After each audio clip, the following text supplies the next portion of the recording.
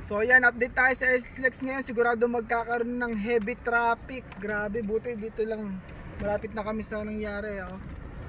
Nagtaob yung truck. Yan oh. Grabe. Oh. Yan oh.